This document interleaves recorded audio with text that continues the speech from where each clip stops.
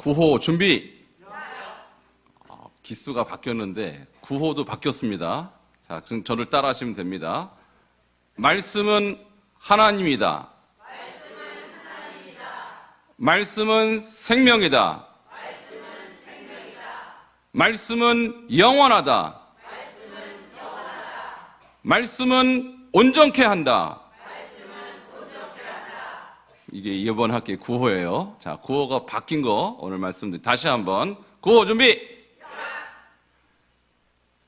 말씀은 생명이다. 말씀은 영원하다. 말씀은 할렐루야. 다시. 첫 번째가 이상하니까 안 나가요, 진도가. 다시. 자, 말씀은 하나님이다부터 하는 거예요. 자, 구호 준비. 말씀은 하나님이다. 말씀은 영원하다. 그 뒤에 건 조금 바뀔 수 있는데, 오케이. 자, 오늘 제가 아직 이 문구를 아직 안 올리고 즉흥적으로 해서 그래요. 다시, 처음부터. 구호 준비! 말씀은 하나님이다. 말씀은 생명이다. 말씀은 영원하다. 말씀은 온전케 한다. 얍. 자, 오늘 연습이고 다음 주부터는 구호 준비하면 얍하고 이 네 가지를 하는 겁니다. 자, 이번 학기는 성경 암송. 그동안 여러분이 성경 암송 열심히 하셨지만 이걸 이론으로 이렇게 쫙 하는 것은 처음이에요. 여러분, 제가 이거 강의 얼마나 하고 싶었을까요? 제가 반석종교에 부임하자마자 가장 하고 싶었던 강의가 바로 이 강의. 근데 다 때가 있는 겁니다. 하고 싶다고 늘 할 수 있는 게 아니라 다 때가 있는 거예요.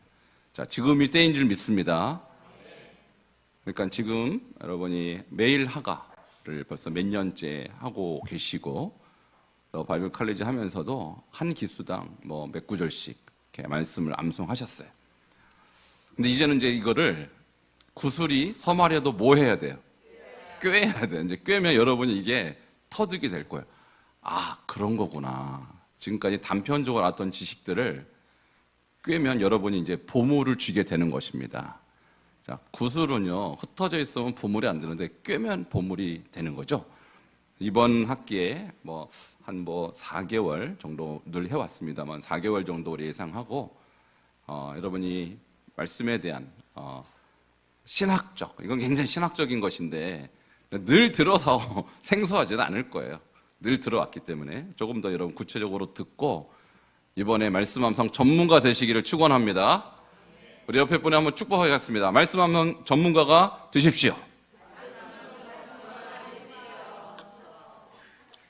자, 우리 교회 성도님들의 수준이 여러분 느끼는지 안 느끼는지 모르겠지만 이미 여러분은 암송에 관한 한 다른 교회 목사님들보다 이미 낫습니다. 목사님들이라고 암송 다 하는 게 아니거든요. 그래서 물론 저를 만나신 많은 목사님들이 암송하고 사역에 적용하고 하지만 제가 목사님들하고 이렇게 암송에 대해서 얘기하면 다른 거는 얘기가 통하는데 암송에 대해서 얘기가 안 통하는 경우가 너무 많아요. 왜 굳이 해야 되느냐는 거예요. 왜 굳이? 여러분, 성경을 암송하라는 명령이 있습니까? 없습니까? 없으면 제가 왜 물어보겠어요? 그리고 없다면 제가 왜 이거를 여태까지 해왔겠어요? 그러니까 성경은 하나님의 말씀이고 하나님의 명령인데 어떤 거는 지켜도 되고 어떤 거는 안 지켜도 되나요? 아닙니다. 명령이란 것은 나에게 선택권이 없는 거예요. 하나님이 하셨어요. 하나님이 하라면 내가 좀 힘들어도 해야 되는 것입니다. 그런데 성경 암송은 하나님의 명령이라는 사실. 자, 이것을 목회자들이 거부하고 있어요. 목회자들이. 정말 웃겨요. 왜 목회하는지 모르겠어요. 하나님의 종이라고 하는 사람이 하나님이 명령하는데 그것을 거부한다? 종이 아니죠. 종이 아닙니다. 저는 이게 우리 한국교회를 흔드는, 한국교회가 위기로 가는 중요한 이유 중에 하나가 이 중요한 명령을 순종하지 않았기 때문이에요. 제가 나중에 교회사 가운데 왜 하나님의 이 성경 암송 명령이 지켜졌는 것과 지켜지지 않는 때가 있었어요. 성경 암송의 명령을 지킨 시기에 교회는 거룩했어요. 할렐루야. 그런데 성경 암송을 포기하거나 거부한 시기에 교회는, 그게 중세교회입니다, 완전히 타락했습니다. 그 차이를 나중에 보시면 알 거예요. 여러분 생각해 보세요. 하나님 말씀을 암송하라는 명령을 지금 순종하는 교회가 있고 순종하지 않는 교회가 있어요. 겉으로 볼 땐 큰 표가 안 나요. 근데 조금 지나 보십시오. 분명히 차이가 납니다. 어떻게 차이가 나냐면 성경 암송 명령에 순종하지 않는 교회는 타락합니다. 굉장히 제가 과격한 얘기를 하죠. 사실입니다. 역사가 증명했어요. 그걸 성도 개인에게 적용한다면 성경을 암송하지 않는 성도는 타락합니다. 아멘 하셔야 되는데 다시 한번 타이밍을 여러분 놓쳤어요. 성경을 암송하지 않는 성도는 타락합니다. 이 말에 동의할 목회자가 몇 명이나 있을까? 이 말에 동의할 성도가 몇 프로나 될까?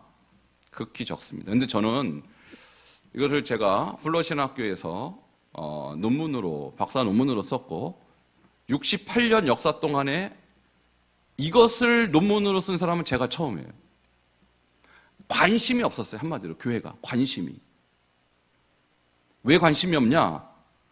힘드니까. 다른 거는 쉬워요, 여러분. 다른 건 쉽습니다. 근데 성경을 암송을 연구한다는 사람이 암송 안 하면 말이 안 되잖아요. 어려우니까 안 한 거예요. 그리고 굳이 안 해도 된다고 생각한 거예요, 목회자들이. 그러니까 안 하죠. 여러분, 솔직히 여러분, 한국 교회 타락했습니까? 안 했습니까? 타락했다 그래요? 안 그래요? 사람들이. 우리 교회는 타락 안 했지만 대부분 밖에 있는 사람들이 교회 타락했단 말 해요? 안 해요? 솔직히. 그런 말 들어보셨죠? 조금 낮춰주세요. 제가 좀 열을 올려야 되기 때문에 열을 낼 때는 볼륨을 좀 낮춰야 볼륨이 딱 맞아요. 저도 솔직히 인정합니다. 타락했어요. 어디에서부터 문제가 생겼다고 생각하세요, 도대체? 어디에서부터? 하나님 말씀에 절대 순종하는 태도가 없으면 타락하는 거예요. 우리는 하나님의 말씀을 선택해서 복종할 자격이 없습니다. 우리는 하나님의 종입니다. 믿습니까? 저 하나님의 종이에요. 종이라고요. 종에겐요, 선택권이 없어요. 주인이 하라면 무조건 해야 돼요. 그게 종의 태도예요. 성도도 마찬가지고 목회자도 마찬가지입니다. 그런데 다른 것들은 그래도 신용이라도 했어요. 순종하려는 척이라도 해요. 전도 해야죠. 척 할 수 있잖아요. 그죠? 선교하는 죄의 말씀이 계시니라. 이 말씀이 하나님과 함께 계셨으니 이 말씀은 곧 하나님이시니라. 아멘. 여러분, 하나님 어디 계십니까? 예, 말씀 안에 계십니다. 하나님 만나러 기도원 꼭 가야 돼요? 하나님 만나러 꼭 금식해야 돼요? 그것도 필요해요. 가끔가다. 기도원도 저는 가야 될 필요가 있고 금식도 중요합니다. 저도 금식하고. 그러나 하나님은 말씀 안에 거하십니다. 평소 때 말씀을 읽지 않고 말씀에서 하나님의 음성을 못 듣는 사람이 갑자기 기도원 간다고 성령 받는다? 저는 그렇게 생각하지 않아요. 더 중요한 것은 매일의 삶 속에서 말씀 안에서 하나님 만나야 하는 것입니다. 그래서 말씀만 펴도 하나님 만나야 신앙생활 잘하는 거예요. 그러니까 말씀을 제껴두고 기도원 신앙, 무슨 갑자기 어디 가서 불 받았다, 저는 안 믿습니다. 자, 더 중요한 것은 매일의 삶 속에서, 나의 삶 속에서 말씀이 습관이 되고 하나님과 교제하는 것이 습관이 돼야 돼요. 자, 그래서 저는 이렇게 생각해요. 하나님의 음성을 듣는 것은 특별한 상황에서나 특별한 은사를 받는 자에게만 들려지는 것이 아니라 누구에게나 들려줄 수 있는데, 하나님 말씀을 암송하는 사람은 말씀을 듣는 것입니다. 여러분, 하나님 음성 듣고 계십니다. 제가 정말 이 주제에 대해서 날 잡아서 한번 말씀드리긴 하겠지만, 하나님의 음성 듣는 게 특별한 일일까요? 아니면 당연한 일일까요? 지금 이제 분위기를 조금 타신 거예요. 전 같았으면 뭐라고 했을까요? 하나님 음성을 듣는 일이 여러분 당연해요? 아니면 대단한 거예요?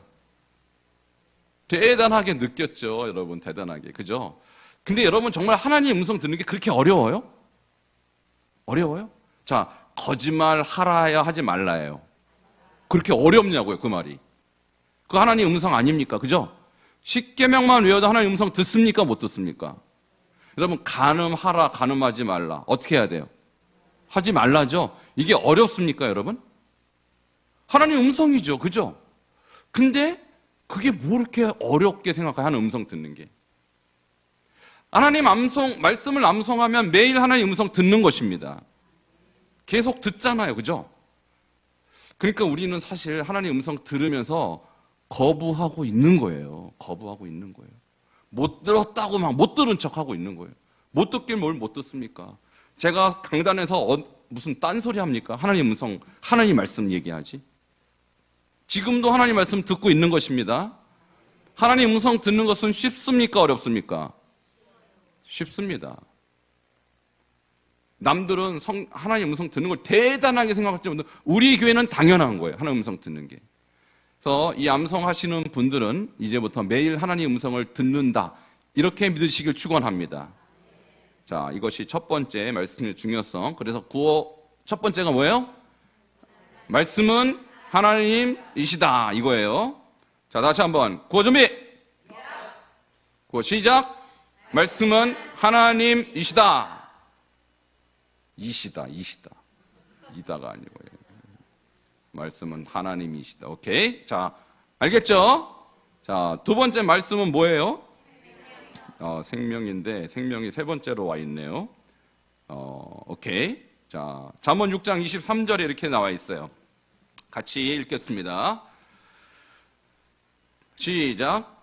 대저 명령은 등불이요 법은 빛이요 훈계 책망은 곧 생명의 길이라. 아멘. 자, 여기서 법은, 명령은 등불이요 법은 빛이요. 법이 토라예요. 토라. 모세 오경. 하나님 말씀입니다. 이게 빛이고 훈계요 생명의 길이라는 거예요. 그러니까 우리가 하나님 말씀을 읽을 때 떠나면 어떻게 돼요? 죽어요. 이 말씀대로 살면 어떻게 돼요? 살아요. 예수님이 그랬죠? 요한복음 6장 63절에 내가 너에게 이르는 말이 곧 영이요 생명이라. 할렐루야. 예수님이 하신 말씀이 영이요 생명이래요. 구약의 토라가 생명의 길이래요. 그러니까 예수님의 말씀, 구약의 토라 다 하나님 말씀이죠. 생명인들 믿으시기 바랍니다. 자, 두 번째 구호가 그래서 뭐예요? 말씀은 생명이시다. 예, 이시다로 하겠습니다. 다시 구호 준비. 자, 첫 번째하고 두 번째 하겠습니다. 구호 시작. 말씀은 하나님이시다. 말씀은 생명이시다. 자, 그 다음에 세 번째가 마태복음 24장 35절인데요. 말씀은 영원하다. 자, 같이 읽겠습니다. 시작. 천지는 없어질지언정 내 말씀은 없어지지 아니하리라. 자, 천지는 없어진다라는 일종의 가설이죠. 가설. 사실 뭐 천지가 우리 세대에 없어지겠어요? 모르죠. 뭐 없어질지도. 제가 어느 날 하나님께서 갑자기 심판하시면 천지 없어집니다. 없어지는 거예요. 물질은 없어져요. 여러분, 이런 물질 있죠? 이게 과학에서도 이미 입증된 건데, 이미 제가 강의한 바로는 기억하십니까? 엔트로피 증가의 법칙? 엔트로피는 에너지가 소멸된 것을 엔트로피, 다시 말하면 쓰레기예요. 에너지의 쓰레기가 엔트로피인데 그것이 증가가 된대요. 그러면 태양열도 언젠가는 소멸됩니다. 없어져요. 그죠? 영원하지 않아요. 그러니까 모든 물질은 에너지예요. 이것도 다 에너지라고요. 이것은 소멸돼요. 없어져요. 그건 지구도 에너지죠. 우주에 있는 모든 것이 다 에너지예요. 힘이에요. 없어진다고요. 시간이 지나면. 근데 뭐는 없어지지 않아요? 말씀은 없어지지 않습니다. 믿습니까? 그러니까 없어지지 않을 걸 믿어야지. 없어질 걸 믿으면 뭐 하겠어요? 불경, 무슨 뭐 노노 맹자 이런 거 공부해봐야 없어질 거라고요. 없어질 거예요. 세상의 지식들 물론 살아있을 때 필요한 거지만 없어진다고요. 그러나 하나님의 말씀은 영원합니다. 자, 구호 준비. 자, 말씀은 영원하다. 예. 영원하시다. 자, 시작. 말씀은 영원하시다. 자, 처음부터 세 번째까지. 구호 준비. 시작. 말씀은 하나님이시다. 말씀은 생명이시다. 말씀은 영원하시다. 그렇죠. 말씀은 곧 하나님이니까 존댓말 해야 돼요. 예, 시자를 붙여줘야 돼요. 자, 마지막으로 말씀은 우리를 어떻게 합니까? 온전하게 합니다. 디모데후서 3장 16절과 17절 다 알죠? 같이 암송할게요. 시작. 모든 성경은 하나님의 감동으로 된 것으로 교훈과 책망과 바르게 함과 의로 교육하기에 유익하니 이는 하나님의 사람으로 온전하게 하며 모든 선한 일을 행할 능력을 갖추게 하려 함이라. 아멘. 여러분, 그리스도인의 목표는요, 완전입니다. 그죠? 여기 온전하게 하며 똑같은 단어예요. 완전, 온전. 이게 웨슬리 우리 목사님의 신학의 핵심이죠. 그리스도인은 어느 정도까지 성장해도 된다 이렇게 말하지 않았어요. 온전하게. 그리스도의 장성한 분량이 충만한 데까지 이르러야 합니다. 어떻게? 무슨 수로 거기까지 이르는 거예요? 하나님 말씀으로 가능하게 되는 것입니다. 그래서 여러분이 계속 말씀이 쌓이면 하나님의 사람으로 온전하게 되는 것입니다. 자, 다른 방법이 있을까요? 없을까요? 예, 없습니다. 돌을 쌓는다고 되는 게 아니에요. 수행을 한다고 되는 것이 아닙니다. 말씀이 쌓여야 온전하게 되는 것입니다. 자, 말씀이 하나님이시고 그 말씀이 내 안에 계속 쌓이면 하나님의 성품이 내 안에 쌓이는 거예요. 하나님의 캐릭터가 내 안에 쌓이는 거예요. 그럼 내가 점점점 하나님의 그분의 모습을 닮아가는 거죠. 그러니까 온전하게 되는 것입니다.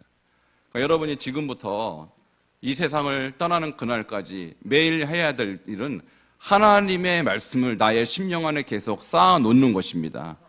그럼 어느 날 갑자기는 아니겠죠. 어느 날 내가 그리스도인의 장성한 분량이 충만한 데까지 이른다는 말이 아마 느껴질 거예요. 저도 그 길을 가고 있어요.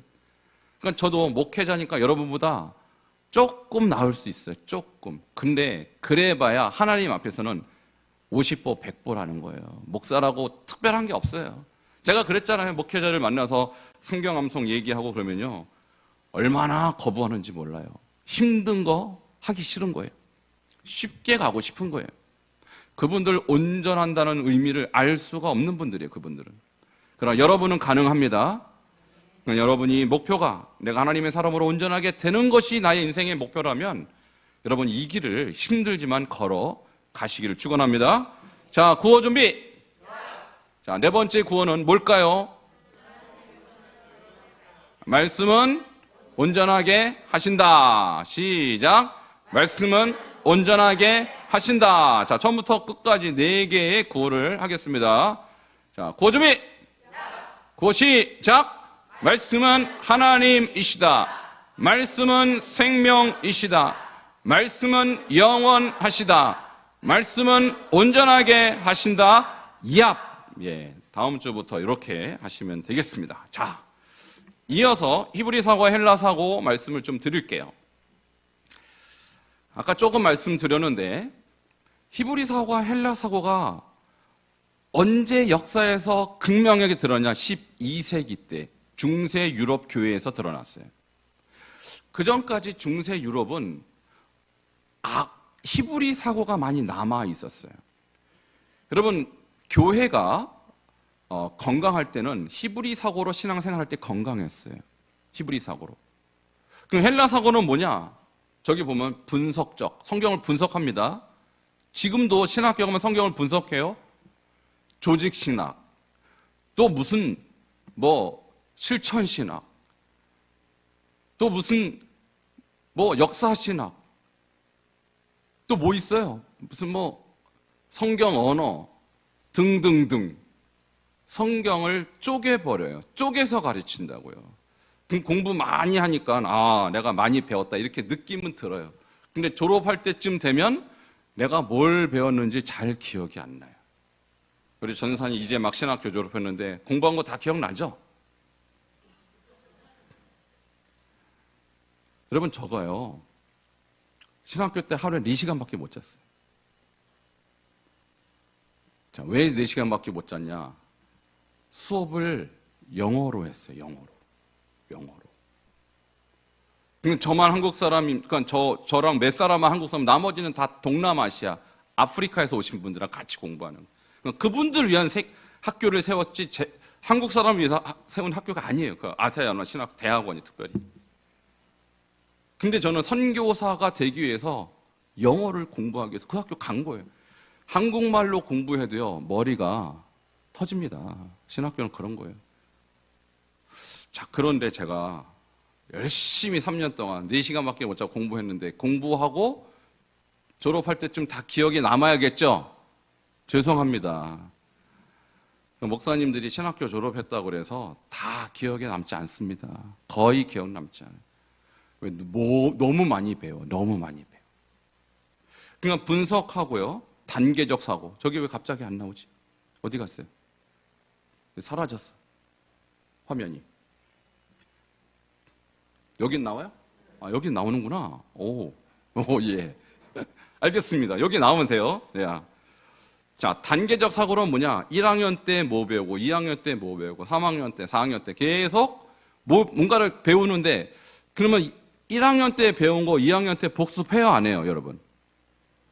3학년 때 배운 거 2학년 때 복습합니까, 안 합니까? 배웠다 치고 계속 하죠?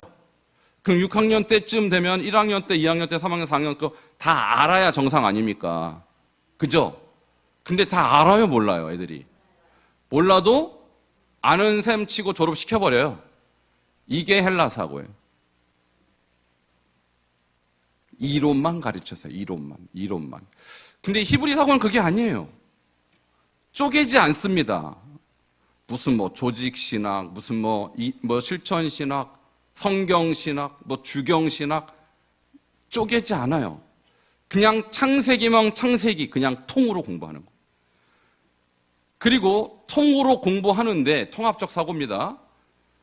제대로 공부했는지 안 했는지 확인하기 위해서 자꾸 뭘 시켜봐요? 반복시킨다고요, 반복. 근데 어제 공부한 것을 오늘 아는지 모르는지 확인합니다, 그래서 2학년 되더라도 1학년 거를 모르면 넘어가지 않습니다. 이게 히브리 사고예요, 반복적 사고. 그리고 배웠으면 배운 걸 뭐 해야 돼요? 실천해야 제대로 배운 거예요.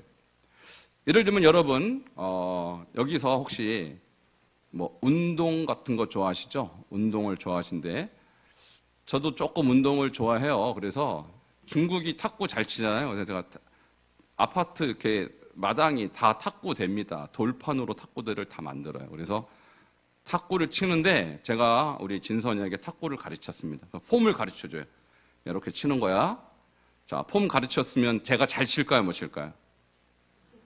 못 쳐요. 엄청 못 쳐요. 폼 가르쳐도. 그럼 어떻게 해봐야 돼요? 실천 쳐봐야 알아요. 오늘 한번 가르치는 내일 반드시 잘 치겠죠? 왜 못 칠까요, 내일도? 아직 몸에 익숙하지 않은 거예요. 그러니까 똑같은 폼으로 요거를 제 생각에 한 10,000번 이상 가르쳤어요.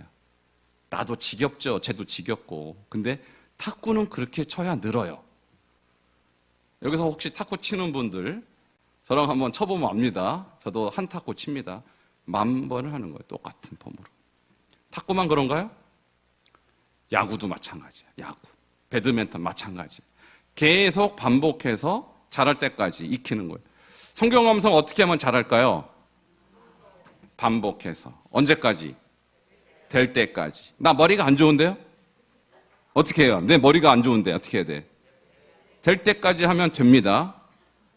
머리가 안 좋으신 분은 좋은 점이 있어요. 돌은 새겨지면 지워지질 않아요. 머리가 좋은 분은 부드러워서 나중에 잘 없어져요, 오히려. 그러니까 나는 돌이야 하는 분들 축하드립니다. 안 없어져요, 그런 분들은. 자, 여기까지가 일반적으로 헬라 사고와 히브리 사고의 차이고, 그다음에 그것을 우리가 신학적으로 보면은 히브리 사고는 신중심이에요. 태초에 누가 천지를 창조했어요? 하나님이 누구신지 분석하지 않습니다. 히브리 사고는 하나님이 계시다라고 그냥 선포해 버려요. 근데 헬라사고는 하나님이 계시냐 안 계시냐 신론부터 하나님이 어떤 분이시냐 분석해요. 나중에 분석 끝나고 나면 나중에 믿음이 안 가. 그래서 신학교 1학년 때는 목사 되겠다, 2학년 때는 전도사, 3학년 때는 장로, 4학년 때는 나 믿을까 말을까 고민한다는 거예요. 이게 분석하는 사람의 특징이에요. 분석하지 마시고요. 그냥 외우세요. 그냥 받아들이시기 바랍니다. 이게 신중심, 헬라사고는 인간중심. 내 머리에 이해가 안 되면 안 믿는 거예요. 히브리사고는 절대주의, 하나님이 하셨기 때문에 절대적인 거예요. 성경을 우리가 분석해서 믿을지 말을지 결정할 책이 아닙니다. 절대적으로 받아들여야 돼요. 근데 헬라 철학은 인간 중심. 내가 분석해서 납득이 되면 믿고 안 그러면 안 믿어버려요. 그래서 헬라 사고로 신학하는 사람은 거의 다 안 믿습니다. 나중에 거의. 근데 히브리 사고는 묵상 신학으로 발전했어요. 왜? 절대적인 하나님 말씀이니까 분석할 필요가 없죠. 그럼 할 게 뭐밖에 없어요? 묵상, 하가하는 거예요. 계속 읊조리고 고백하고 선포하고. 그것이 그래서 수도원 영상으로 발전한 거예요. 그거를 하기 원해서 수도사들이 나타나기 시작한 거예요. 계속 묵상하려고. 근데 헬라사고는 그런 거 아니에요. 상대주의입니다. 내가 이해가 되면 난 믿지만 저 사람 안 믿. 절대주의가 아닙니다. 헬라사고는. 그리고 스콜라 논증신학으로 밝혀요. 스콜라 논증이라는 게 뭐냐? 증명이 되면 믿고 증명이 안 되면 못 믿는 거예요. 창조했느냐 안 했느냐 증명 그거 어떻게 합니까? 그러니까 못 믿겠다 이렇게 돼버리는 거예요.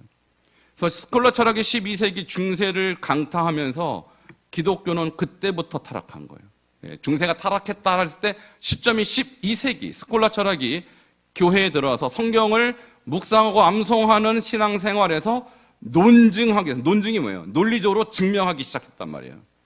그렇게 증명이 될 때까지 그들이 연구했는데 증명이 안 돼. 어떻게 돼요?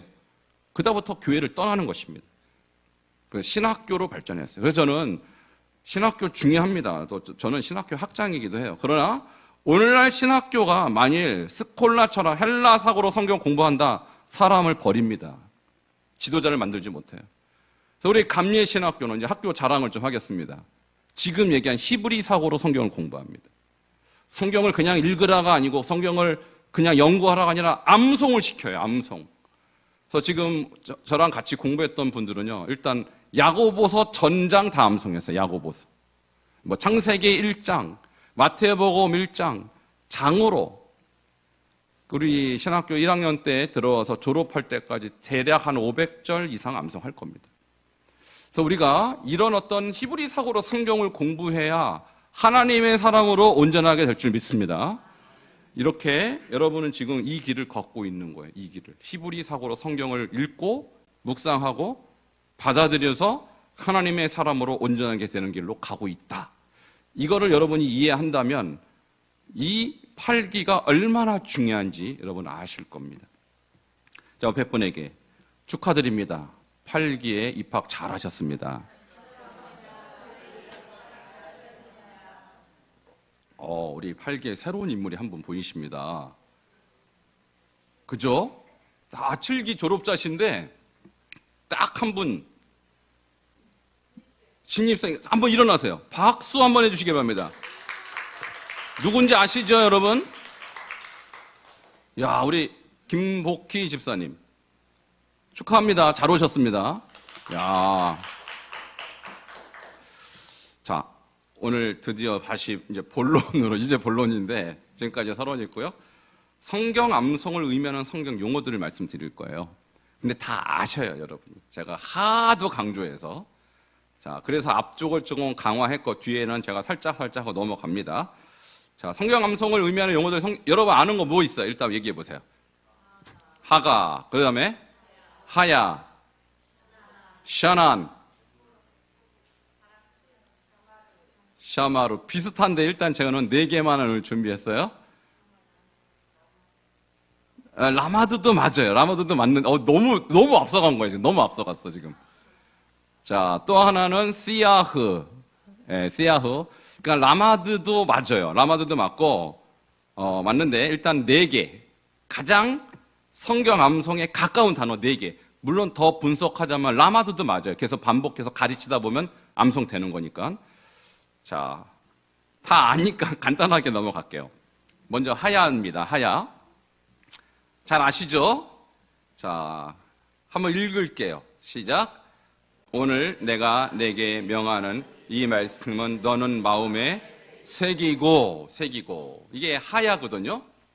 근데 영어로 보면요. 영어로 저기 보면은 딱 써 있죠. 빨간 글씨로.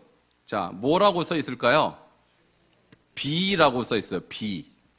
영어에서 be라는 이 동사가 be 동사라고 보통 중1 때 많이 배우는데 존재하다 그런 뜻이에요. 존재하다. 자, 오늘 내가 내게 명하는 이 말씀을 너는 마음에 존재하게 하라. 존재하다. 여러분, 하나님의 말씀이 여러분 안에 존재합니까? 새기고가 존재하고라는 뜻이라는 거예요. 영어로 봤을 때. 그런데요, 우리가 하나님 말씀을 읽기는 하죠.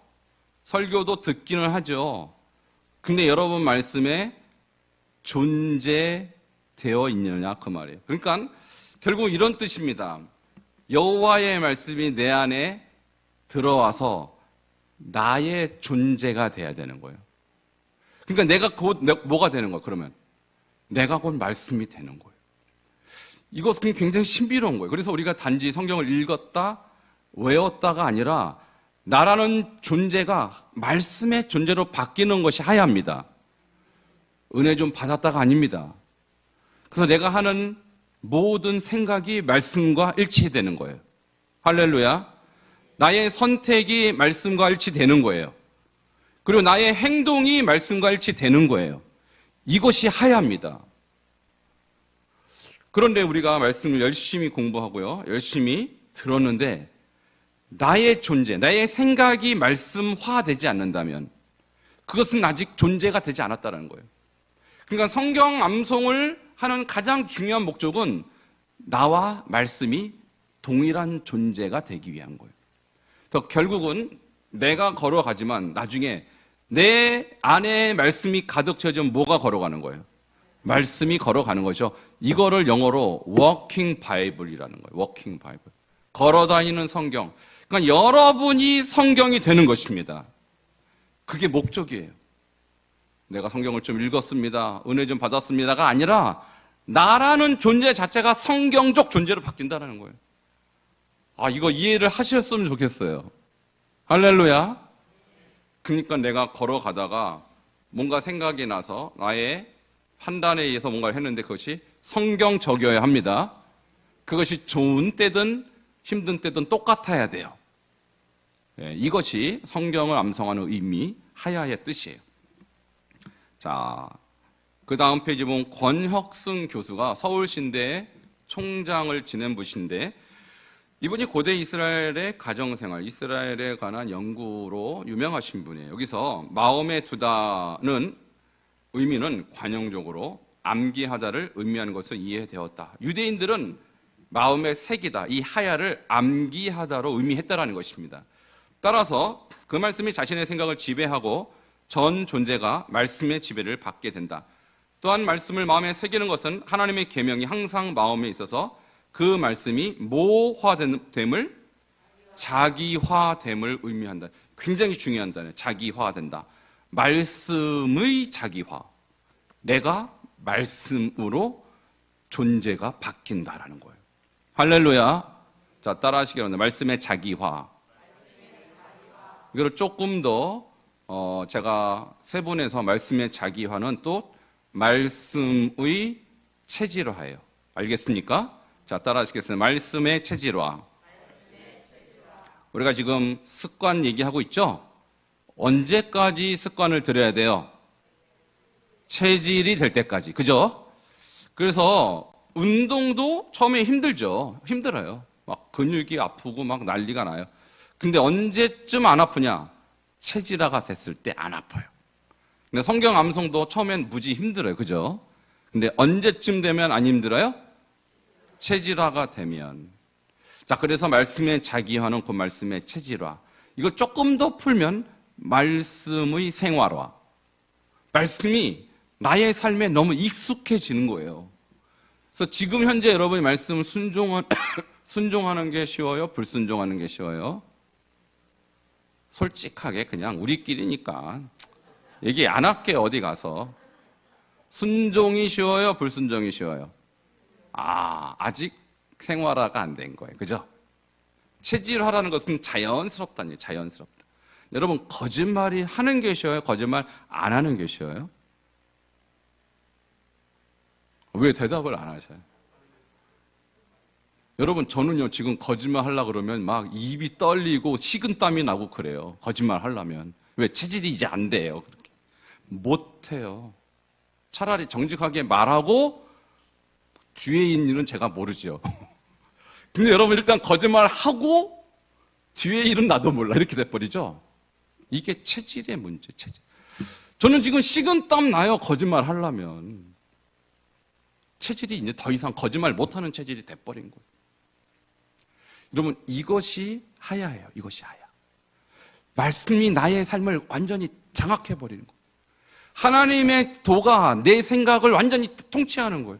그러니까 내가 갑자기 거짓말 하려면 성령께서 야 이놈아 헛소리 하지 마라 이렇게 되는데 무슨 거짓말 합니까 여러분?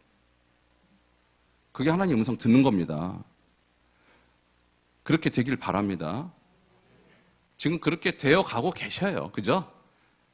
지금 내 교만할까 봐 여러분 이렇게 겸손하게 표현했을 것 같은데 여러분 이제 죄 짓는 게 어려워집니다. 성경 암송하시는 분들 어려워요. 어떻게 죄를 지어요? 자, 이런 역사가 있기를 바랍니다. 이것이 하야. 여러분 제가 지금까지 하야 얘기를 몇 번 했을까요? 교회에서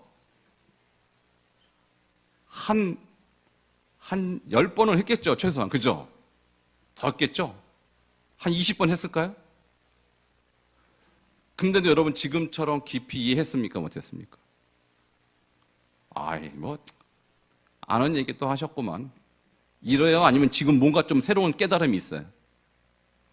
저는 이거 계속 할 겁니다. 여러분이 다 알아듣지 못했어요. 내가 이해한 것 같지만 여러분이 하야를 이해하면요, 성경 다 이해한 거예요. 그만큼 깊은 단어예요. 하야를 이해한다는 것은. 자, 쉐마 본문에 보면요. 자, 신명 6장 4절 다 아시죠? 그죠? 자, 한국말로 아니까 히브리어로 그냥 읽겠습니다. 수준을 좀 높여야죠. 그죠? 자, 읽겠습니다. 시작. 쉐마 이스라엘 아도나이 엘레호에누 에하드. 왜 안 읽으세요? 수준을 좀 높이셔야 됩니다. 자, 중요한 게 뭐냐? 쉐마. 히브리어는 이쪽부터 읽는 게 아니라 거꾸로 이쪽부터 읽어요. 이해되시죠? 자, 저기 Y처럼 보이는 거 있죠? 자, 쉐마 할 때 저 Y처럼 보이는 게 아인이라고 하는 거고, 아래줄에 에하드 할 때 기억처럼 보이는 거 있죠? 달렛이 정말 히브리 성경은 저렇게 커요. 못할까요? 한글은 그렇지 않잖아요. 그죠? 한글은 똑같은 사이즈로 쓸 거 아닙니까? 근데 히브리 성경은 쟤네만 이렇게 특출나게 커요. 오타 아닙니다. 저 두 글자를 합하면 히브리어로 에드라는 단어가, 에드는 증인이라는 단어예요. 증인. 왜 저렇게 일부러 특출나게 크게 했을까요? 신명 6장 4절에. 자, 여기에 이렇게 설명 써놨죠. 신명 6장 4절은 유일하신 여호와 하나님을 사랑하라는 명령과 함께 이 쉐마 본문을 암송함으로써 하나님의 유일성을 다른 사람들의 증거하는 증인이 되라는 사명 선언서이다. 그러니까 이거 외워서 증인 되라고 특출나게 애들을 눈에 띄게 한 거예요. 나중에 기회가 되겠지만 히브리어로 성경을 보면요, 마치 글자 맞추기처럼요, 리듬도 다 맞춰놨어요. 글자 수까지 다 맞춰놨어요. 발음까지도 다 운율을 맞춰놨어요. 완벽하게 맞춰놨습니다. 그러니까 쉐마 본문을 우리에게 외우라고 한 이유는 왜요? 하나님의 유일성을 다른 사람에게 증거하는 증인이 되려면 일단 뭐부터 하라? 암송부터 하라는 거예요. 암송부터. 내가 증인인데, 하나님 말씀에 증인인데 암송도 안 하고 무슨 증인이 될 수 있느냐라는 거예요. 할렐루야. 자, 저기에 두 글자만 여러분 꼭 기억하세요. 두 글자를 합하면 에드라고 합니다. 에드가 히브리어로 뭐라고요? 증인이라는 거예요. 저거 다 못 읽어도 괜찮아요. 쉐마 이스라엘 아도나이 엘로헤이누 에하드 다 못 읽어도 돼요. 근데 뭐만 기억하라고요? 에드만 기억하시라고. 에드만. 애들. 내가 말씀을 암송하는 이유가 무엇입니까? 증인 되려고. 할렐루야. 자, 이것이 쉐마 본문에 나타난 암송의 이유인 것입니다. 자, 그래서 일단 6장 4절에서 9절의 핵심 단어는 하야 새기고죠. 하야, 이게 첫 번째 성경 암송을 의미하는 용어고요. 두 번째는 잘 아시죠? 부지런히 가르치라. 샤난. 따라하겠습니다. 샤난. 자, 여기서 부지런히 가르치다. 히브리어로는 그냥 샤난이라고 되어 있어요. 그런데 그것을 영어 성경에서는 뭐라고 표현했냐면 이렇게 표현했어요. Repeat them again and again. 여러분, repeat이라는 단어 자체가 반복하다는 뜻이에요. 반복해. 그리고 다시, 또 다시. 그럼 어떻게 하라는 거예요? 계속 반복시키라는 얘기예요. 이게 샤난입니다. 언제까지 반복시키라는 뜻이에요? 될 때까지. 암송이 될 때까지. 자, 그래서 샤난은 이런 돌덩어리를 갈고 또 갈아서 뭐로 만들라? 날카로운 핀으로 만들 때까지 갈고 또 갈아라. 그러니까 repeat them again and again은 돌멩이를 날카로운 반을 만들 때까지 반복하는 것만큼 반복시키라는 거예요. 몇 번 반복해야 이게 돌멩이가 날카로운 핀이 되겠어요. 쉬지 않고 계속 하는 것이죠. 그러니까 우리가 자녀들에게 하나님의 말씀을 가르칠 때 애들이 그렇죠. 애들이 한 번 말하면 듣습니까? 안 듣습니까? 두 번 말하면 들어야 안 들어요. 세 번 말하면. 그러면 어떻게? 그때 포기하죠, 대부분. 이놈은 안 돼. 포기하면 안 됩니다, 여러분. Repeat them again and again이에요. 반복할 때까지. 할렐루야. 우리 이번에 대신방 하는데 유일하게 제가 자녀들, 어머니, 아버지, 할머니 3대가 신방한 가문이 이 가문입니다. 이 가문. 오늘 반주하신 이쪽 가문. 제가 갔는데 3대가 딱 대기하고 있어요. 그래서 제가 설교 안 했습니다, 그날. 뭐 했을까요? 암송. 자, 신명 6장 4절 9절. 그러니까 완전히 녹음기 틀어놓은 것처럼. 시편 1편. 이야, 녹음기 틀어놓은 것 같아요. 창세기 1장. 애들은 하는데 엄마, 아빠는 못해.